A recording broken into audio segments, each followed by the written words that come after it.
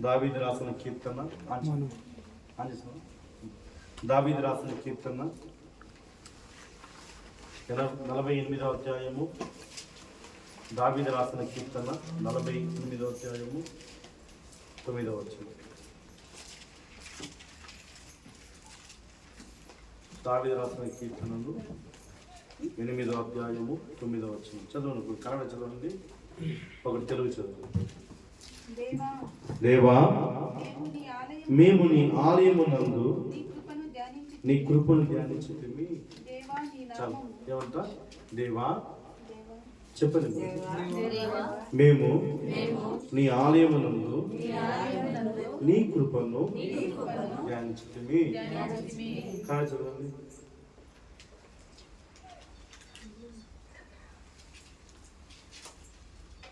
ನಮ್ಮ ದೇವರು ಸೇನಾಧೀಶನು ಆಗಿರುವ ಯೆಹೋವನ ಸಂಸ್ಥಾನದಲ್ಲಿ ಆತನ ಮಹತ್ತನ್ನು ನೋಡಿದ್ದೇವೆ.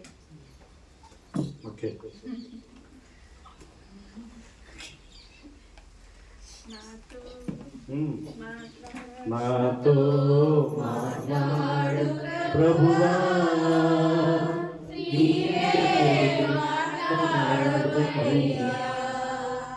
నాతో మాట్లాడు ప్రభువా, నీవే మాట్లాడు అయ్యా.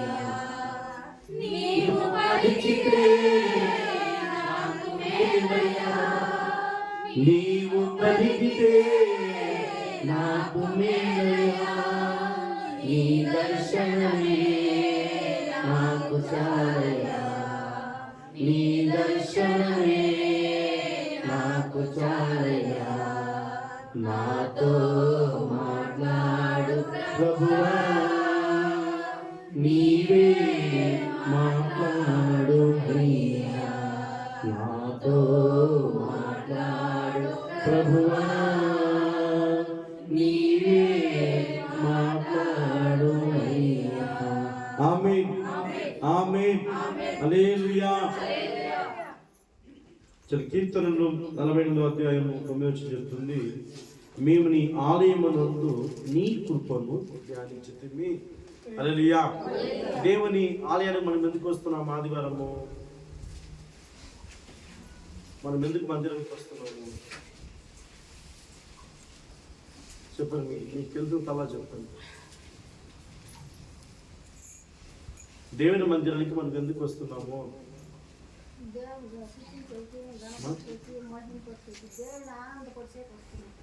ఓకే, హల్లెలూయా. సో దేవుని మందిరానికి, మందిరంలో ఏముందంటే కృప ఉందంట. ఆమె చెప్పండి. సో కీర్తన రాస్తున్న పిల్లారా, దేవా మేము నీ ఆలయమునందు నీ కృపను ధ్యానించుతుంది. హల్లెలూయా. మందిరానికి ఎందుకు వస్తున్నాం మనం అంటే, దేవుని మందిరములో, దేవుని ఆలయములో దేవుని కృప ఉందంట. కృప అంటే ఏం తెలుసా మీకే? కృప అంటే ఏమి? చాలా మంది చర్చకు వస్తారు, ఎందుకు వస్తారు తెలియదు. నువ్వు వచ్చి కూర్చోవడం వల్ల నీకేం లాభము? మందిరానికి వచ్చిపోవడం వల్ల నీకు ఏం లాభము? ఎందుకు మందిరానికి రావాలా?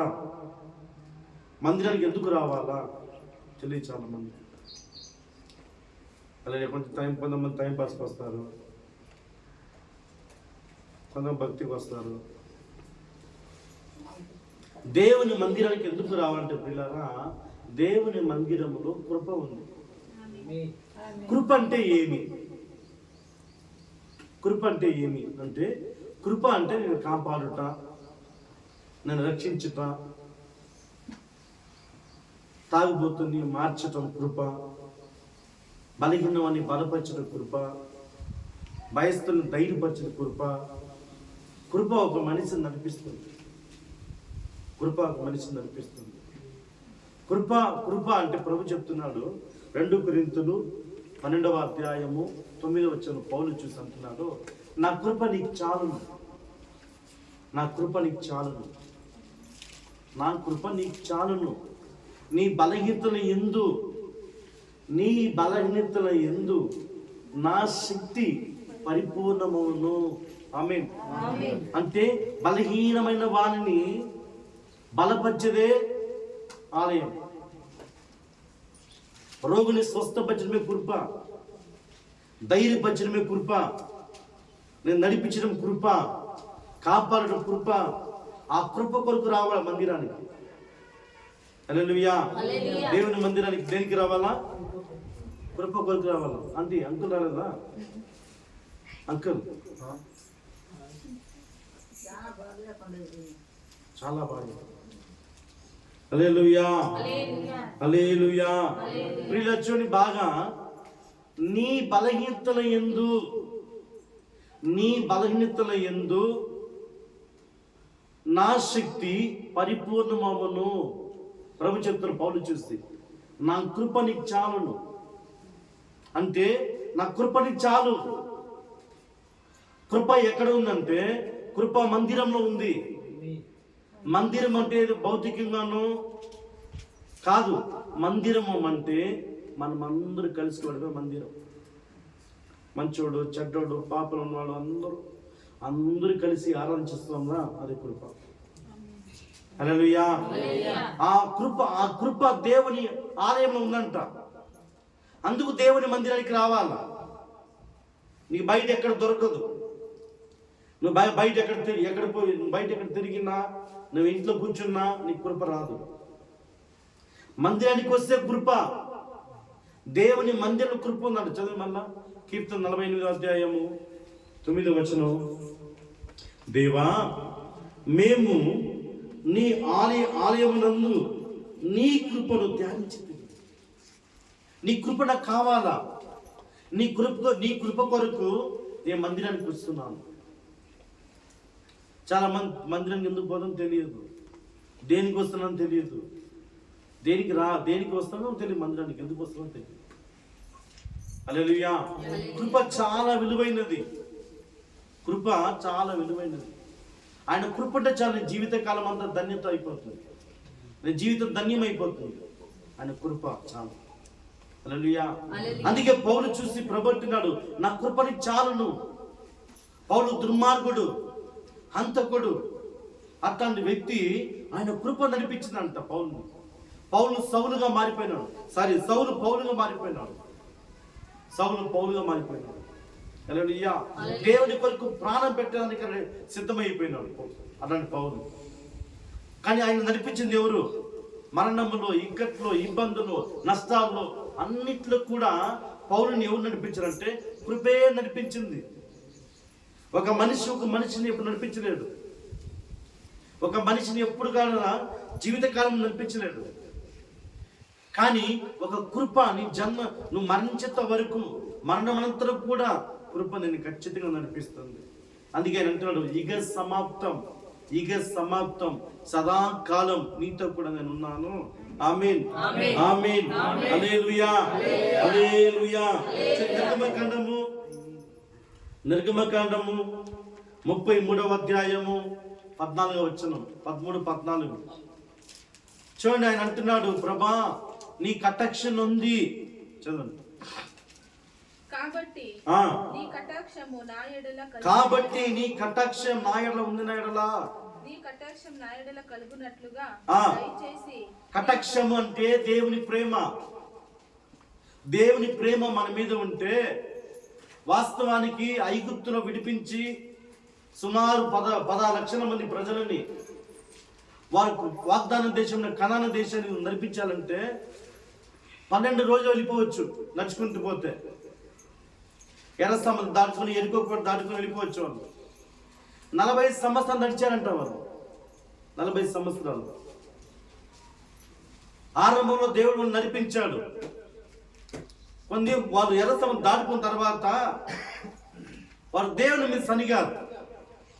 భక్తి సనగిలిపోయింది, విశ్వాసం సనగిలిపోయింది, నమ్మకం సనగిలిపోయింది. అవిశ్వాసంతో ఏర్పడి అవిధేయత, దేవుని మాటకు వెనకపోవడం, అవిధేయత కలిగిన వలన వారు 12 రోజులు పోవడం వాస్తవం 12 రోజులు పోవాల్సింది 40 సంవత్సరాలు వచ్చారంట. హల్లెలూయా. వారి పస్కాన్ని ముగిసిన తర్వాత సముద్రం దాటిన కొరకు యేసు ప్రభు వారిని నడిపించాడు. ఆ రోజులో దేవుని మందిరము కదిలే మందిరం, నిత్యం కదులుతూ ఉంటుంది మందిరం. ఆ మేఘం ఎక్కడ దిగుతుందో అక్కడ డేరాలు వేసుకుంటారంట. ఆ డేరాల మధ్యలో ప్రత్యక్షమైన గుడాన్ని కట్టుకొని అందులో దేవుడు దిగి వచ్చేవాడు. ఆమేన్. అందులో ప్రభు దిగి వచ్చేవాడు. వారి మధ్యలో ప్రభు సంచరించేవాడు. మోషే మాత్రం మాట్లాడేవాడు. హల్లెలూయా. ప్రత్యక్షమైన గుడాలో సేవకుని తప్ప ఎవరు కూడా లోపలికి పోకూడదు. కానీ కొత్త నిబంధన వచ్చిన తర్వాత మీ అందరికి ప్రవేశించాడు దేవుడు. హల్లెలూయా. చూడండి, చూడండి ఆ మోషే అంటున్నాడు, ప్రభా నీ సన్నిధి వస్తే చాలు, నీ కటాక్షం ఉంది, ఈ ప్రజల మీద మీ ప్రేమ ఎంత ఉంది, కానీ నీ కటాక్షం నా పేరు మీకు తెలుసు కనుక 16 లక్షల మంది తిండి ఎట్లా పెట్టాలా, వారు చెప్పులు వస్తే ఎట్లా, జ్వరం వస్తే ఎట్లా, అనారోగ్య సమస్యలు వస్తే ఎట్లా, నీళ్ళు ఎట్లా, వాళ్ళకి మోషే అది ఆలోచించలేదు. మోషే ఏమన్నా తెలిసిన, నీ సన్నిధి వస్తే చాలు ప్రభా. హల్లెలూయా. అందుకు ప్రభు అన్నాడు, నా సన్నిధిని వస్తుంది పో అన్నాడు. వారిని ఎవరు నడిపించారంటే ఆయన సన్నిధి నడిపించింది. దేవుని సన్నిధి అంటే దేవుని సన్నిధి వారిని నిత్యము నడిపించింది. ఆమేన్. ఎందుకంటే సన్నిధి అంటే కృప అంటే ఆయన సన్నిధి, ఆయన ఆలయము, ఆయన మహిమ, ఆయన ప్రత్యక్షము, ఇదన్నీ కూడా ఒక మనిషిని నడిపించాలి. నీ డబ్బు నిన్ను నడిపించదు, నీ ఆస్తు నువ్వు ఎంత చేసి పెట్టుకున్నా అది ఒకరోజు వదిలి సరిపోతుంది. హల్లెలూయా. నువ్వు ఏది కూడా నీ బంధువులు, నీ చుట్టాలు ఎవరు కూడా నేను నడిపించగలరు, ఒక కృప మాత్రం నడిపిస్తుంది. ఆమేన్. ఆమేన్. దేవుని కృప. హల్లెలూయా. దేవుని కృప. అందుకే ప్రభువు నా కృప నీకు చాలును, నా కృప నీకు చాలును. కృప వ్యక్తి నడిపించాలి. కృపలేని జీవితం వేస్ట్, కృపలేని ప్రయాణం వేస్ట్, కృపలేని జీవితమే వేస్ట్. కృప ఉండాలి. దేవుని కృప ఉంటే మనం ఎక్కడ పోయినా మంచిది. అనారోగ్యం నుంచి కాపాడటం కృప. ప్రయాణంలో అపాయకరమైన స్థితిలో, యాక్సిడెంట్లో చాలా మంది ఉంటారు, అబ్బా జస్ట్ మిస్, ఒక సెకండ్ ఎక్కిచ్చేస్తుంటారు అంటారు. కొన్నిసార్లు లారీ కింద పోయిన బ్రతికించిన చాలా మంది ఉన్నారు. కారణం తెలుసునా? కృప. కృప. హల్లెలూయా. కారణమేమి? కృప. అందుకే ఆయన కృప మనకున్నాడు. హల్లెలూయా. నా కాలు జాననుకున్నా యెహోవా నీ కృప నన్ను బలపరచును. నేను విశ్వాసం కాలు జారిపోయినాను, నేను అవిశ్వాసం పడిపోయినాను, నీ కృప నన్ను బలపరచును. హల్లెలూయా. నీ కృప నన్ను బలపరిచి 94:18 అన్నమాట. నీ కృప నన్ను బలపరచును. కీర్తన 94:18 చూడండి. నా కాలు జాన్ అనుకున్నా యెహోవా ఉందా? చదవండి. నా కాలు జారని అనుకునగా యెహోవా నీ కృప నన్ను బలపరచును. అంటే అర్థమేమి? బలహీనమైన వారిని కృప బలపరుస్తుంది. అందుకే దేవుని మందిరానికి రావాలా? నువ్వు ఇంట్లో కొంచెం చెమట కాల్చుకున్నా, చపాతీ కూరలు కాల్చుకున్నా నీ కృప రాదు. హల్లెలూయా. నీ కృప రాదు. హల్లెలూయా. మందిరానికి వస్తే కృప వస్తుంది. మందిరానికి కూర్చుంటే దేవుని కృప వస్తుంది. ఆ కృప ఎలాంటిదంటే బలహీన వారిని బలపరుస్తుందంట. హల్లెలూయా. అనారోగ్యమైన వారిని స్వస్థపరుస్తుందంట. శక్తి లేని వారికి శక్తి ఇస్తుందంట. హల్లెలూయా. ఆ కృప నీకన్నా ముందుగా పోతుంది, నేను కాపాడగలను. యెషయా 45:2 యెషయా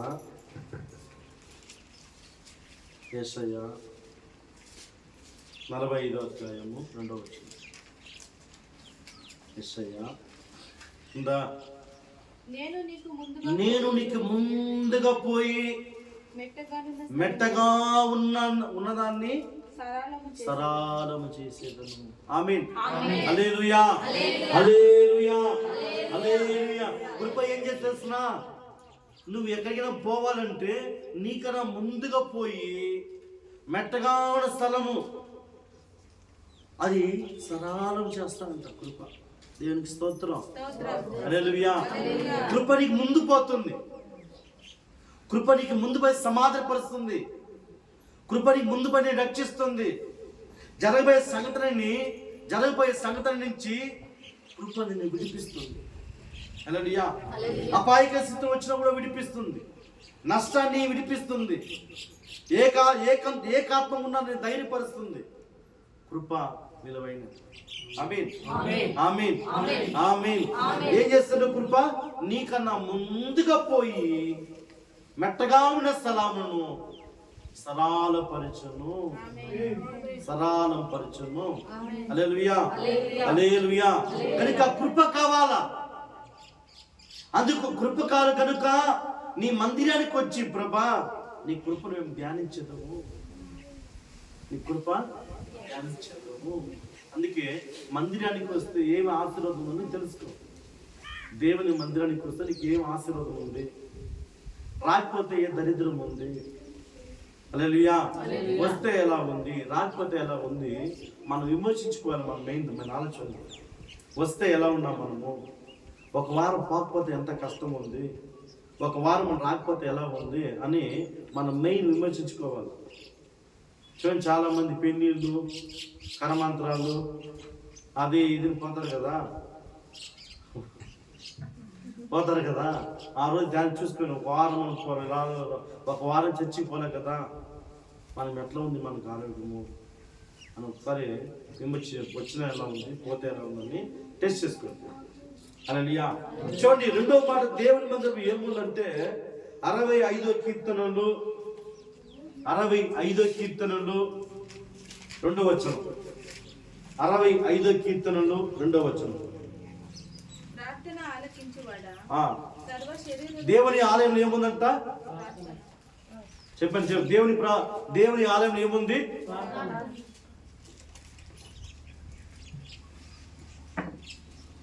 ఎవరంటే దేవుడు ప్రార్థనను ఆలకించేవాడు. దేవుని మందిరానికి వచ్చి నేను ప్రార్థన చేసుకోవాలి, మందిరానికి రావాలా, అందరికైనా ముందు పోయి కూర్చున్న సమస్యలన్నీ దేవుడు చెప్పుకోవాలా అని రావాలి మందిరానికి. అటు వచ్చేమో కూర్చొని 200 వేసేసి నేను అట్లా వస్తారు మందిరానికి. మందిరం అంటే తెలియదు మీకు. హల్లెలూయా. ఆ విగ్రహం పూజ చేసేసి మీరు విగ్రహం అయిపోయారు, చలనం లేదు. ఏం చెప్పనా?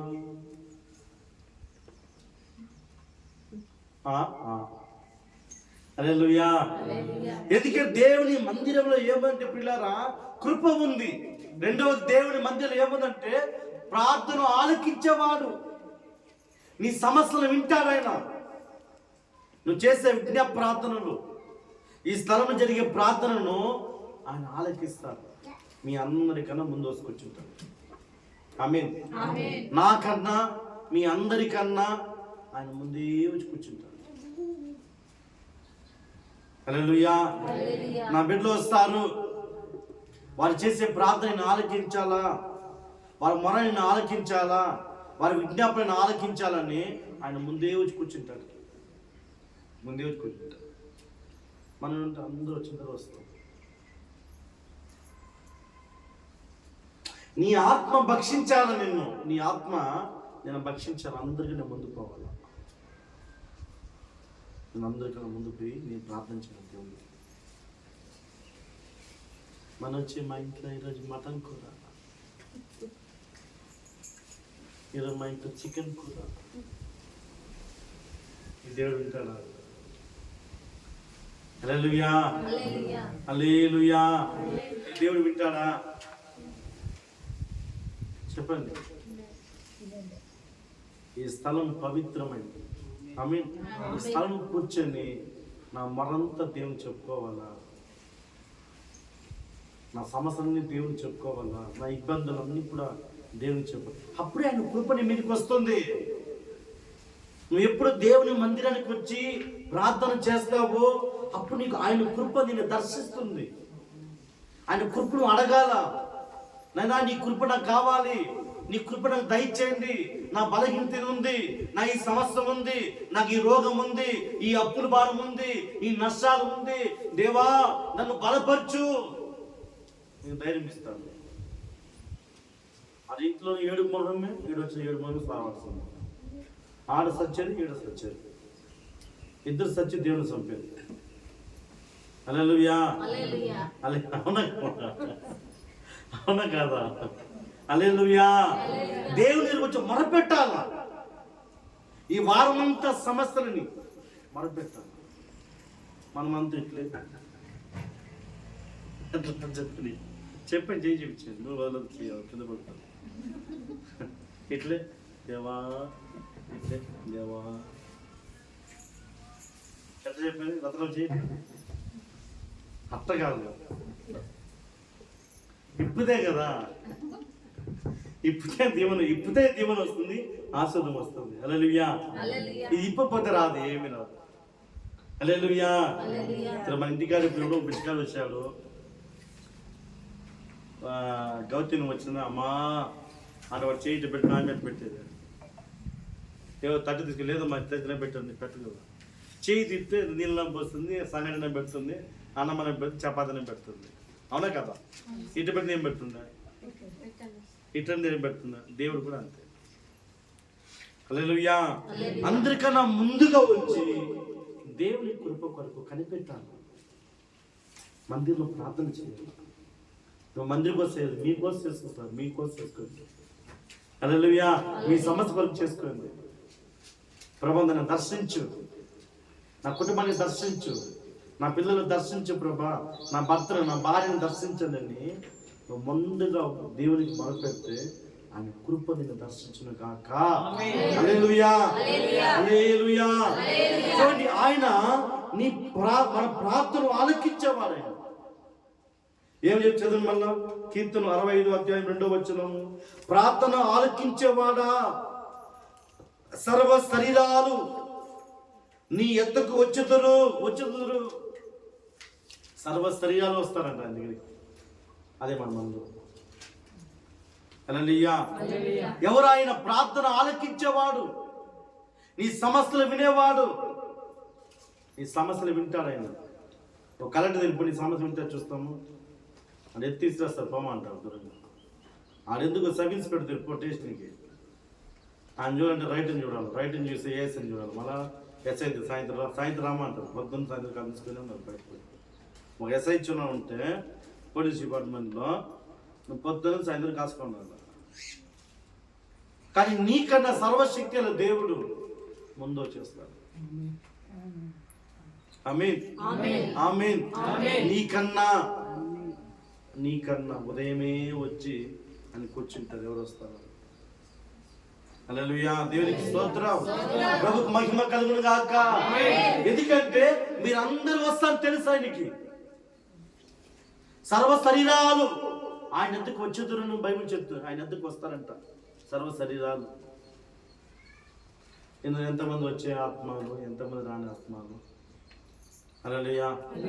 పాతం లేదు, నీళ్ళు రాలేదు ఒక సమస్య, అన్నం లేదు ఒక సమస్య, బట్టలు లేదు ఒక సమస్య, కానుకలు డబ్బు లేదు ఒక సమస్య. ఎంతమంది ఉన్నారు దీంట్లో? అవునా కాదా?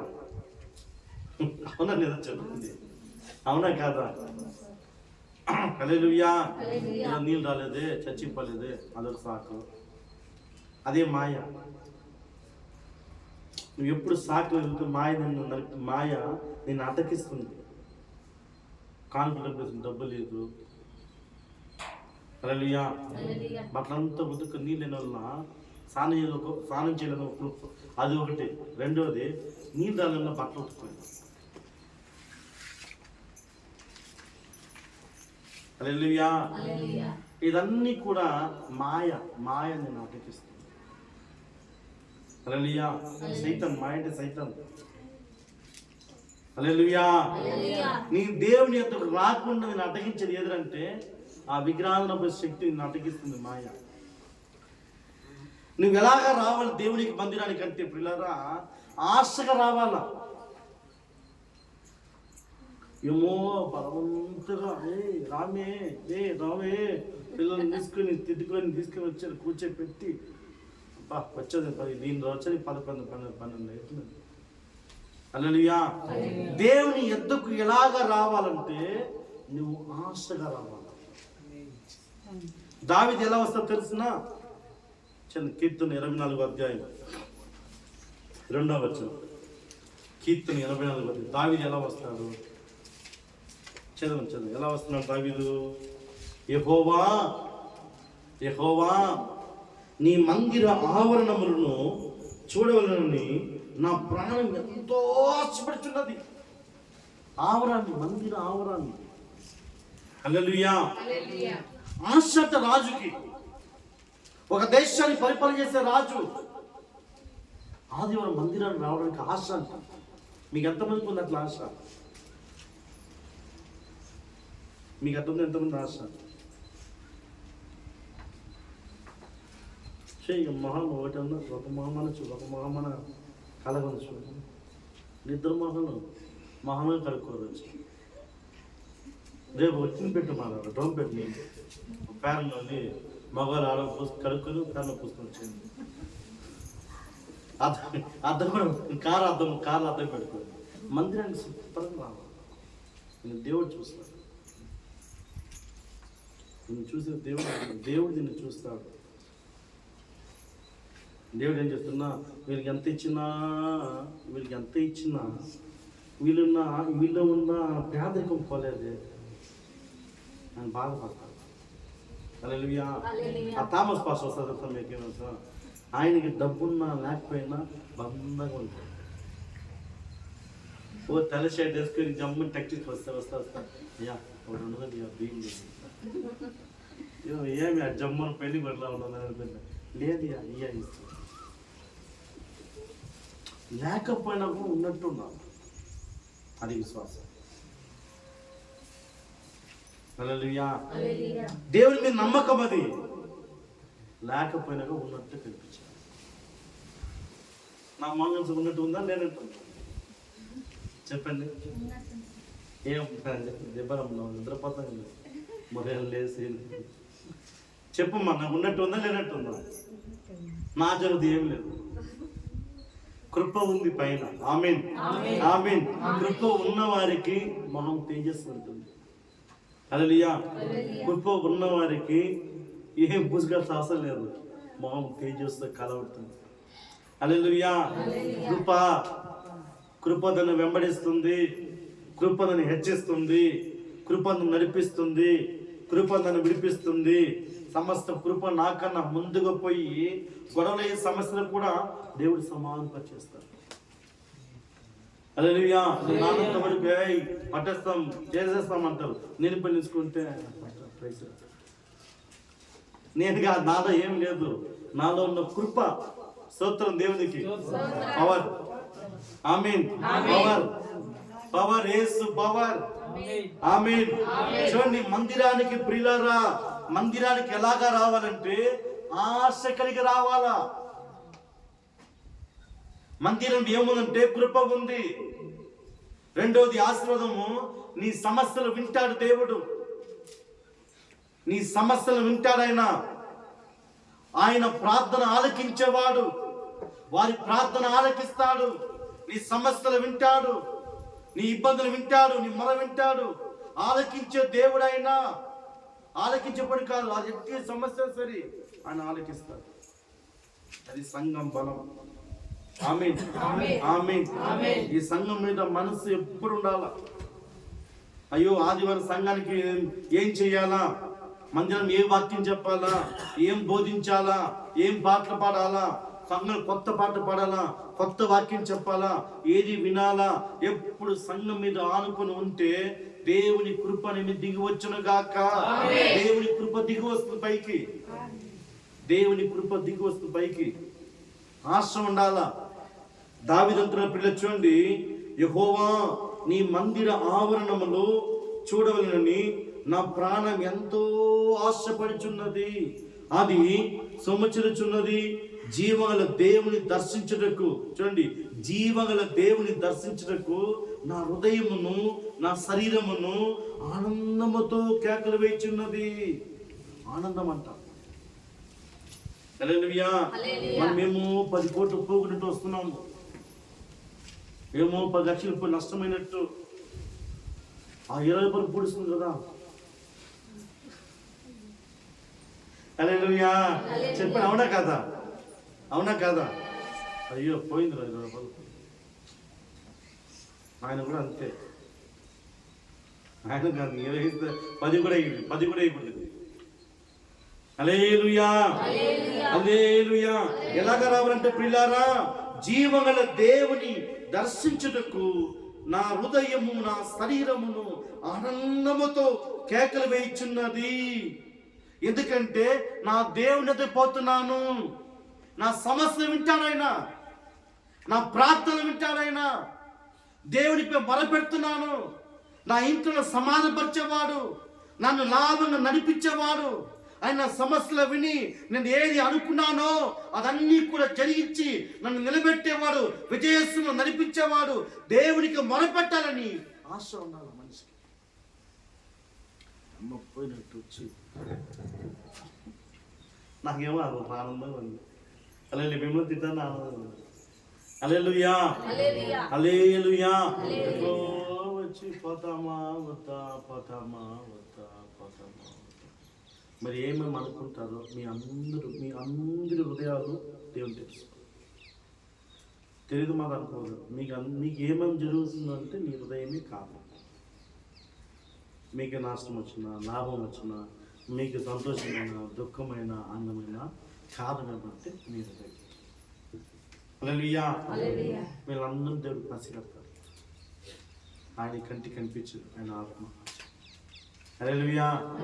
నేను ఏదో ఒకటి నేర్చుకుని పోయిన వారం చెప్తాంలే, ఆ ముందు వారం చెప్తాను, ఈ వారం ఏదో చెప్పేసి వస్తుంది. కుదరదు, రాదు. హల్లెలూయా. హల్లెలూయా. ఎవరైనా ఆయన మన ప్రార్థనను ఆలకించేవాడు. ఆమేన్, ఆమేన్. ఎవరైనా చెప్పండి, ఎవరైనా త్వరగా టైంలో ఎవరైనా మన ప్రార్థనను అన్న ఆలకించేవాడు.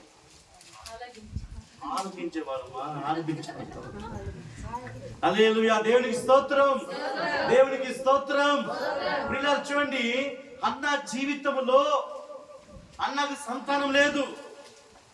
అన్న పెళ్లి అయ్యి 10 సంవత్సరాలైనా కూడా ఆమె గర్భం ఫలించలేదు. హల్లెలూయా. చూడండి, ఆమె అంటుంది, 1 సమూయేలు 1 అధ్యాయము 10వ వచనం. ఆయన మన ప్రార్థన ఆలకించేవాడు. మందిరానికి ఎందుకు రావాలంటే కృప కొరకు రావాలా.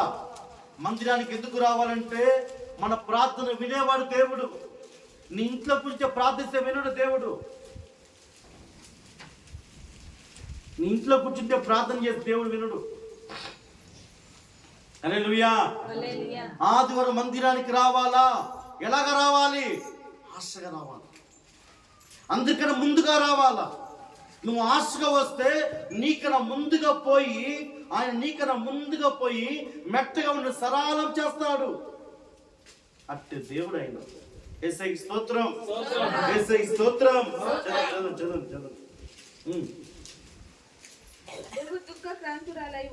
బహు దుఃఖక్రాంతురాలైన ఎవరంటేమా అన్న, బహు దుఃఖం, నిందలు, అవమానం, అపహాసముతో ఉన్న స్త్రీ అన్న. హల్లెలూయా. ఆ పాత నిమిలో హన్న అని పేరు, కొత్త నిమిలో హన్న ఉంది. యవన వయసులో భర్తను కోల్పోయి వృద్ధాపు మనకు దేవుని మందిరంలో ఉంది. కొత్త నిమిలో ఒక అన్న ఉంది, పాత నిమిలో ఒక అన్న ఉంది. హల్లెలూయా. ఈ పాత నిమిలో అన్న ఎలాగొచ్చింది మందిరానికి? ఎలాగొచ్చిందని మందిరానికి? మా పాప ఎలాగొచ్చింది మందిరానికి? ఎస్, బహు దుఃఖక్రాంతులుగా వచ్చిందంట.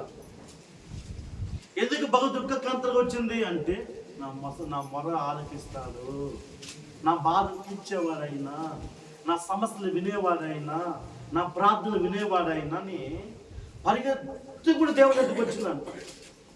హల్లెలూయా. హల్లెలూయా. ఆమె మరంతా దేవుడు విన్నాడు. ఆమె మరంతా దేవుడు విన్నాడు. విని ఇదే అధ్యాయం చెప్తున్నాయమ్మా, దేవుడు నా దుఃఖమంతా సంతోషంగా మార్చాడు అంటుంది. చెప్పండి తెలుస్తుంది, చెప్పండి తెలుస్తుంది. ఏమంటున్నా? నా దుఃఖమంతా సంతోషం మార్చాడు. కారణం ఏమంటే దేవుడు మన ప్రార్థన. ఎందుకు దేవుడు ఇంట్లో కూర్చున్న ప్రార్థన వినడా? కూడా వింటాడు, అది వెంటనే రెస్పాన్స్ కాదు, వెంటనే నీకు జవాబు రాదు. మత్తయి సువార్త 18వ అధ్యాయము, మత్తయి సువార్త 18వ అధ్యాయము 20వ వచనం చూడండి. మత్తయి సువార్త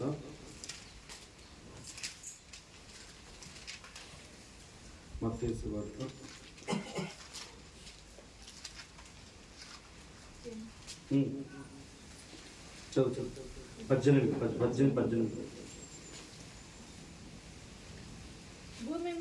భూమి మీద మీరు వేటిని బంధిస్తారో అది పరలోకమందు బంధించబడును.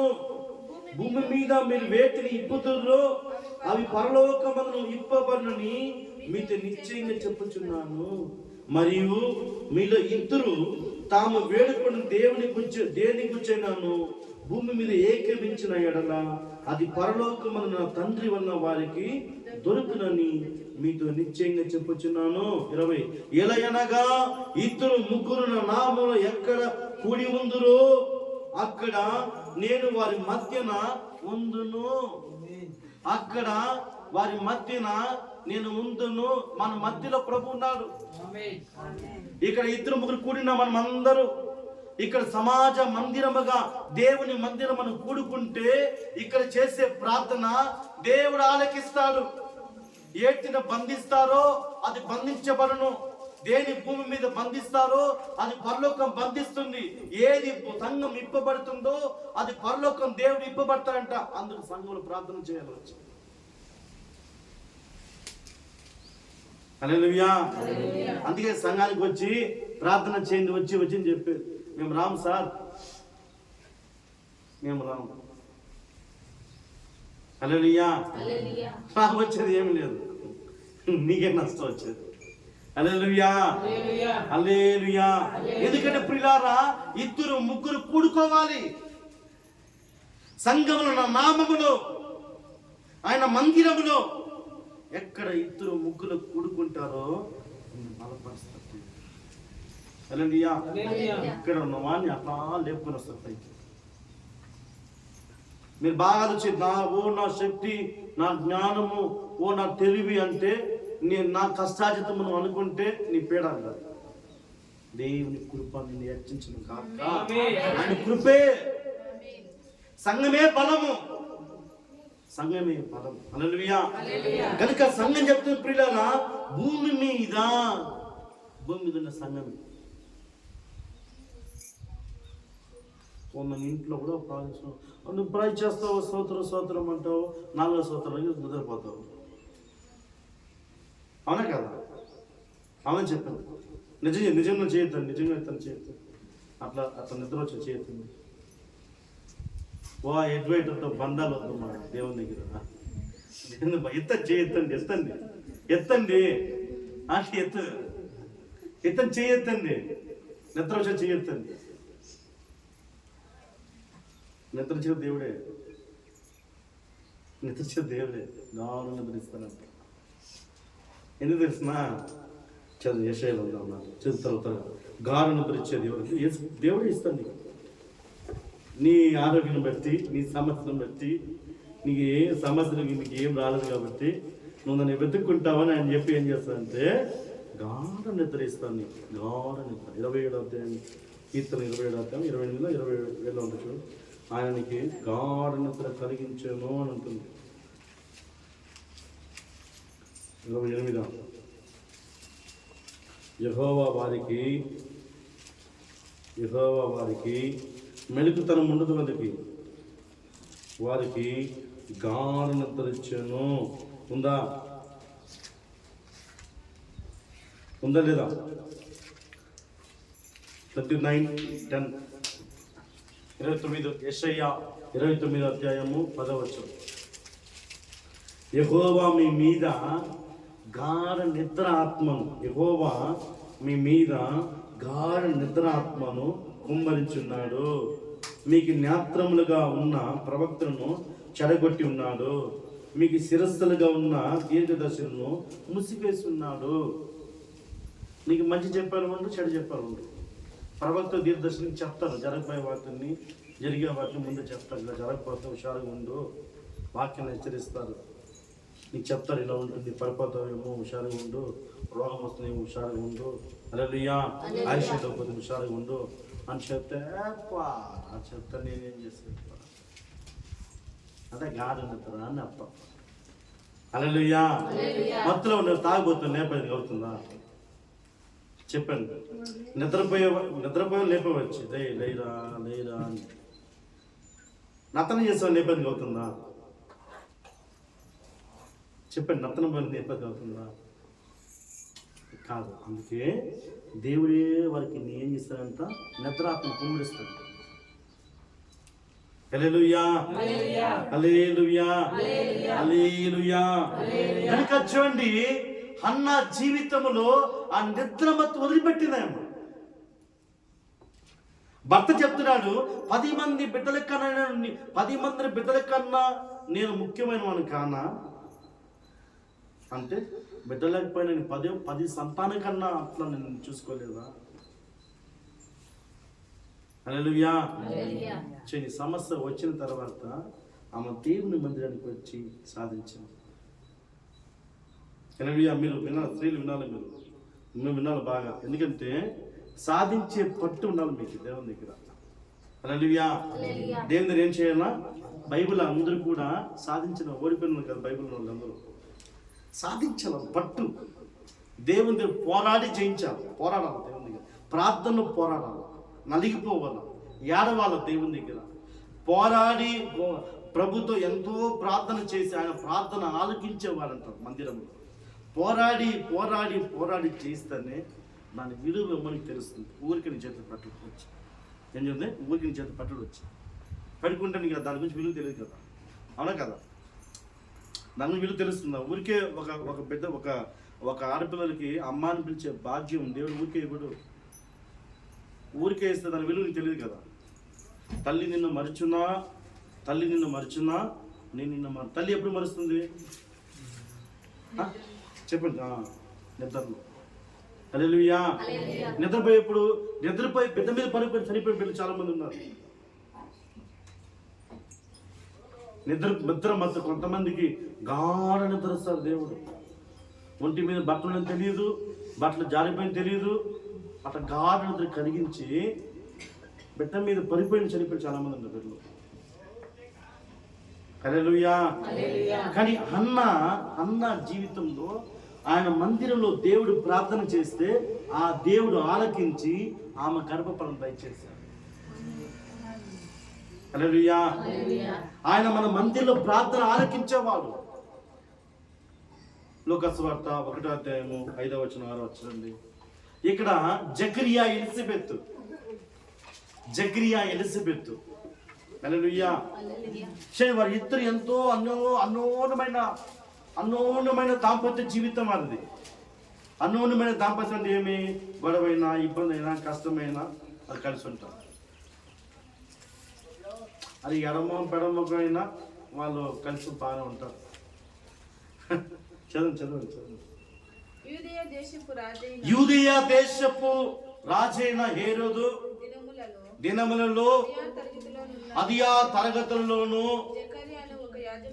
జకర్యాని యాజకుడు ఉండెను. అతని భార్య ఎలిజబెత్, అహరోను కుమార్తెలో ఒకటి, ఆమె పేరు ఎలిజబెత్. వారిద్దరు దేవుడి సకలమైన ఆజ్ఞలు బాగునండి. వారిద్దరు బాగునండి. వారిద్దరు భార్యాభర్తలు 2 మంది అని రావాలా? అది ఆశీర్వాదం. వాళ్ళిద్దరు ఆశీర్వాదం.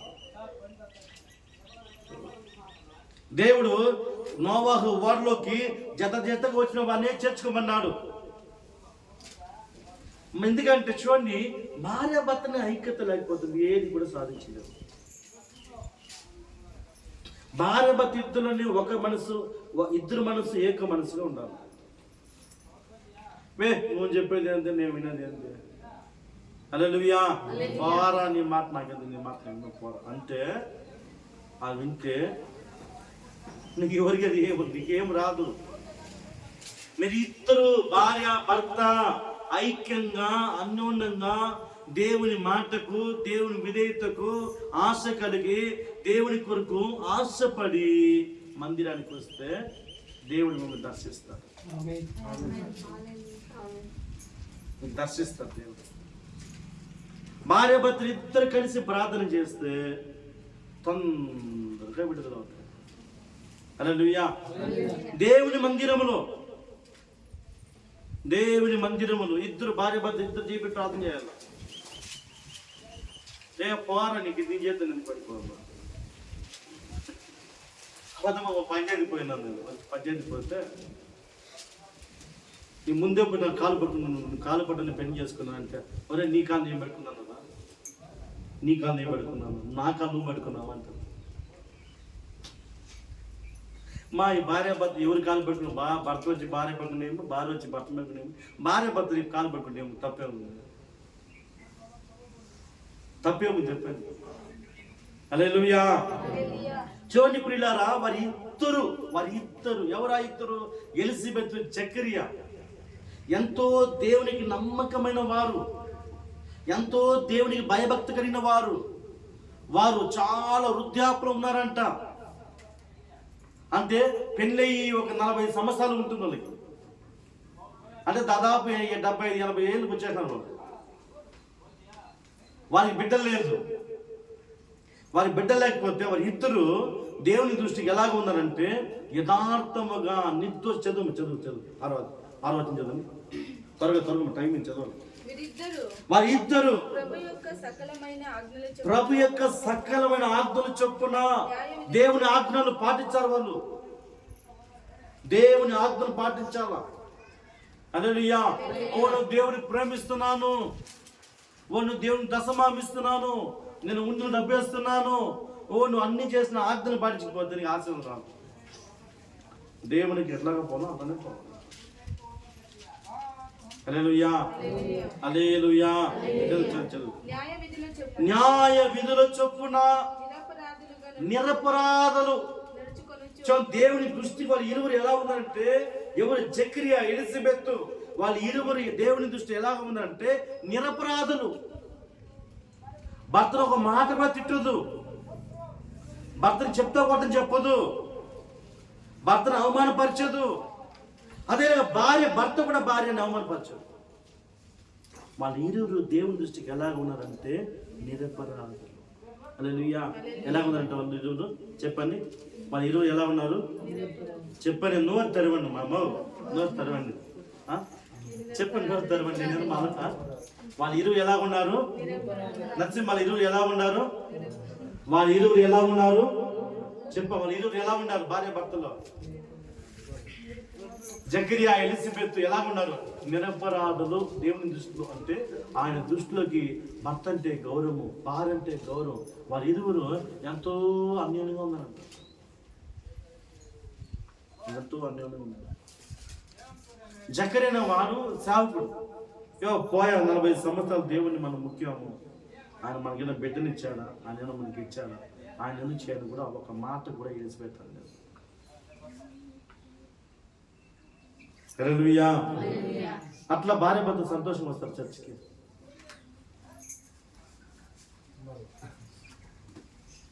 అట్లా వస్తారు.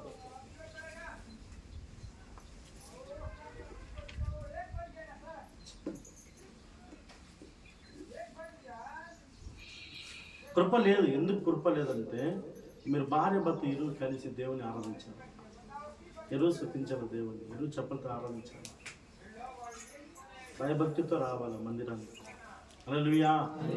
చూడండి వారి ఇద్దరు ఎంతో అన్యోన్యం ఉంటే, చూడండి కిందికి రండి లూకాసు వార్త 1 కిందికి రండి.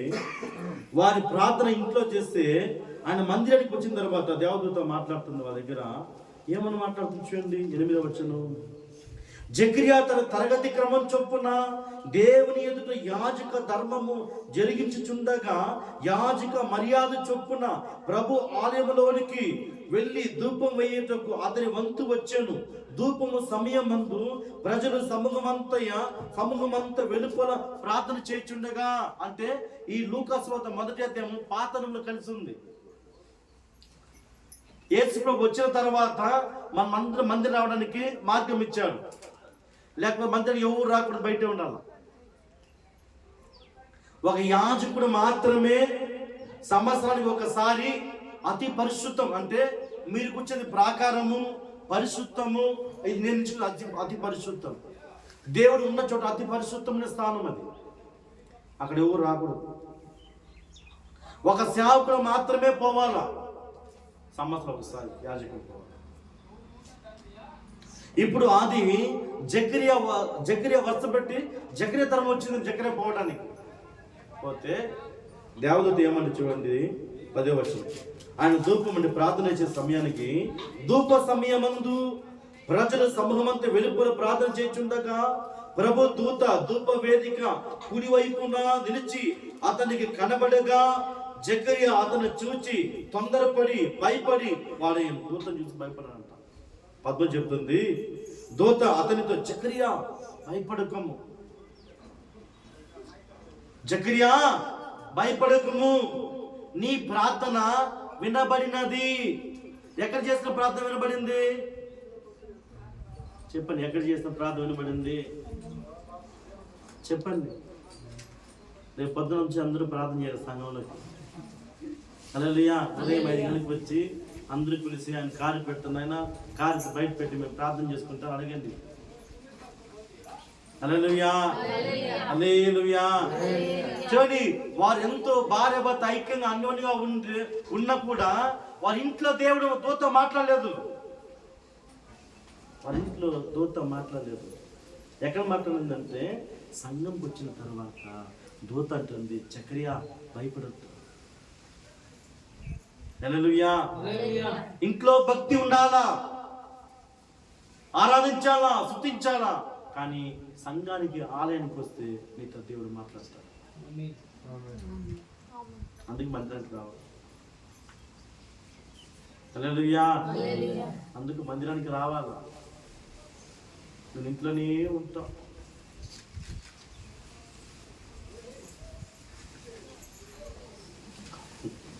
ఇంట్లోనే ఉండాల్సిందే. హల్లెలూయా. చూడండి, ఆమంటుంది, నీ భార్యని ఎలిజబెత్ నీకు కుమారుని కనెను, అతని యోహాను పేరు పెట్టుదువు. దేవదూత చెప్తున్నాడు, నీ భార్య కుమారుని కంటుందంటుంది. ఇంట్లో చేసిన ప్రార్థనకు సంఘంలో దేవదూత మాట్లాడుతుంది. అప్పుడు ఆయన అంటున్నాడు, అతడు ప్రభు దృష్టి గొప్పవాడై రాక్షసమైన మద్యమును త్రాగక తన తల్లి గర్భను పుట్టినది మొదలుకొని పరిశుద్ధాత్మను వాడేను. కిందికి రండి 18. ఇది నాకెలా జరుగుతుంది జకర్యా, ఇది నాకెలా తెలియను? నేను ముసలివారును, చాలా ముసలివాడు. నా భార్య ఎంత గర్భం.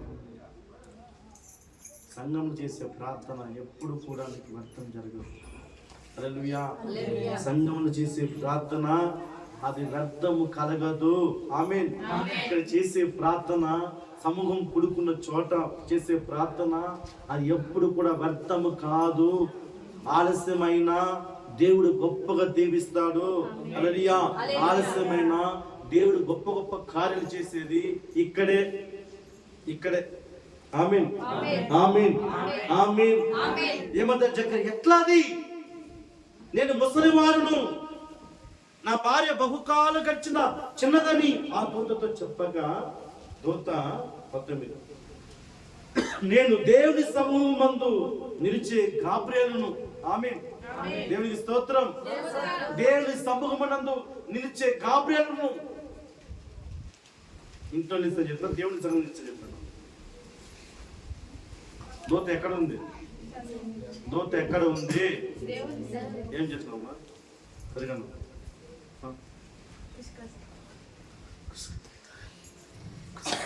హల్లెలూయా, హల్లెలూయా. మన ఇంట్లో ప్రార్థన చేసుకుంటే దేవుని సమూహమందు, దేవుని సంఘములో దూత నిల్చుకొని మాట్లాడుతున్నాడు. హల్లెలూయా. ఆయన మన ప్రార్థన ఆలకించేవాడు. హల్లెలూయా. నీ దేవుడు ఎవరు? నీ ప్రార్థన ఆలకించేవాడు. మొదటేమి? దేవుని మందిరం ఏముంది? కృప ఉంది. రెండు, ప్రార్థన ఆలకించేవాడు. ఆశగా రావాలా, ఆశగా దేవుని దగ్గర ఎట్లా రావాలా? ఆశగా స్నానం చేసుకుని శుభ్రంగా మంచి బట్టలు వేసుకుని దేవుని దగ్గర రావాలా. హల్లెలూయా. చూడండి, ఎవరినో ఒక అమ్మాయిని చూడంటే ఎంత అలంకరించి మేకప్లు పరిఫ్యూమ్లు వేసుకొని, ఒక అబ్బాయిని చూడంటే ఓ పరిఫ్యూమ్ వేసి 30 సార్లు అద్దాన్ని చూసి 30 సార్లు తల దూరుకొని ఓ పేరుని పూసుకొని అద్దం చూసింది పొద్దు నుంచి సాయంత్రం అద్దం చూసి అద్దం కూడా అడిగిపోతుంది.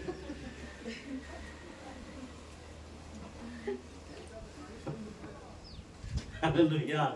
అద్దం కూడా ఇరిగిపోతుంది చూసి పోసి మా అన్ని పోసి అది పోసి ఇది పోసి, ఎందుకంటే వాళ్ళ లవ్వను చూడాలి కదా. దేవుని అంటే నా పాచమన్న పని వచ్చి దేవుని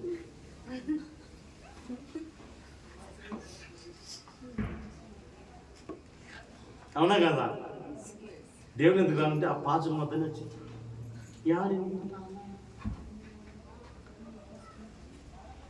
దేవుని దగ్గర సూపర్గా రావాలి, అని అతుక్కోవాలి. హల్లెలూయా. యెషయా 56:7 లాస్ట్ దేవుని మందిరికి వచ్చి ఆశీర్వాదాలు 4. యెషయా 56:7 లాస్ట్ చదువు. కన్నడ వదమ్మా, వదు కన్నడ వదు. నా ప్రార్థనా మందిరములో వారిని ఆనందింపజేసేదను. ఎవరిని? అకింటి వారినా, ఎదింటి వారినా, రాని వారినా, ఎవరిని ఆనందింపజేస్తాడు? చెప్పనమ్మా, నో తరవండి. ఎవరిని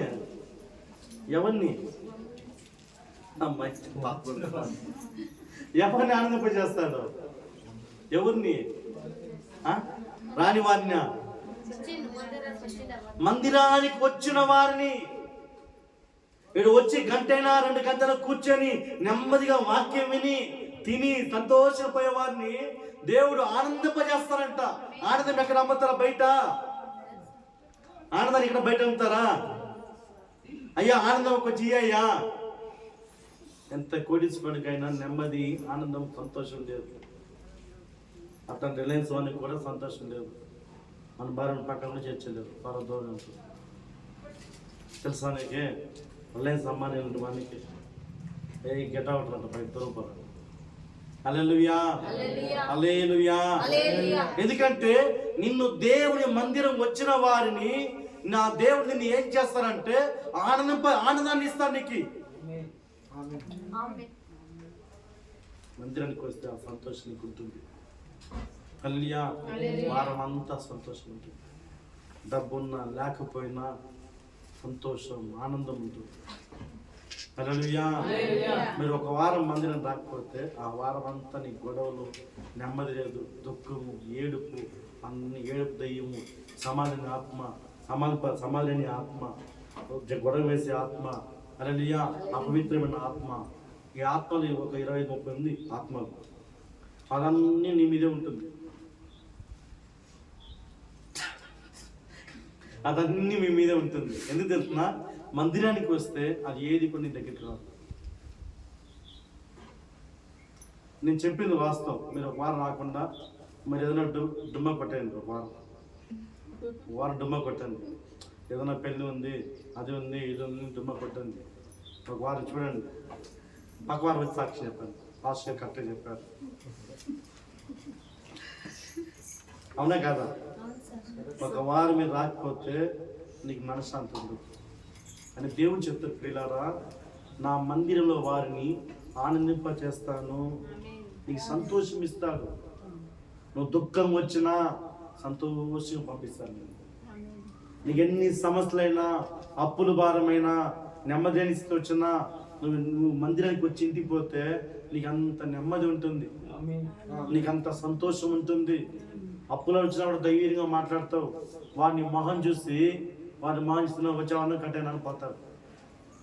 ఎందుకంటే దేవుని ముఖ దర్శనం చేస్తారు. వాని మొహాన్ని మార్చేస్తారు, వాని ఆలోచన మార్చేస్తారు. వాడు తిట్టాలనుకున్న వాడు కూడా నిన్న అన్న వచ్చేవాడిని కట్టాను. That's God power. దేవుని పవర్ అది. హల్లెలూయా. ఏం చేస్తాడు? దేవుని మందిరానికి వస్తే కృప ఉంటుంది. ఆ కృప కొరకు రావాలా. రెండవది, ఆయన మన ప్రార్థన ఆలకించేవాడు. మూడవది చెప్పండి మూడవది ఏమి? మూడవది ఏం చేస్తున్నా? ఆశగా రావాలా. ఆశగా పాచి మానేసుకొని రాకూడదు మందిరానికి. అర్థమైందా? ఆ కడుక్కునే బట్టలని కట్టుకున్న వారం అంతా కట్టి ఇక్కడ దేవుడు పరిధి పొడుస్తారు. మన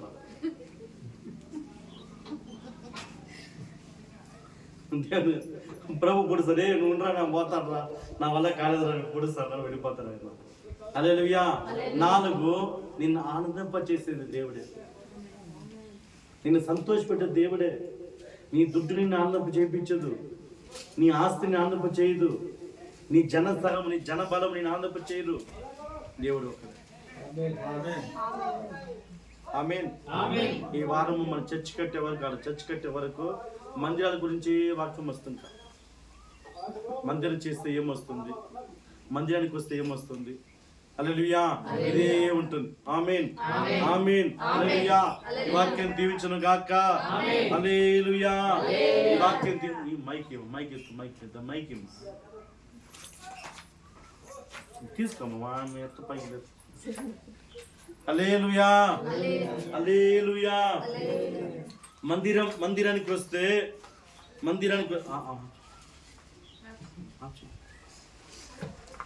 ఏం పాప నువ్వా యాక్టివ్, నువ్వు చాలుకుండు, గబ్బాలు వెయ్యాలా.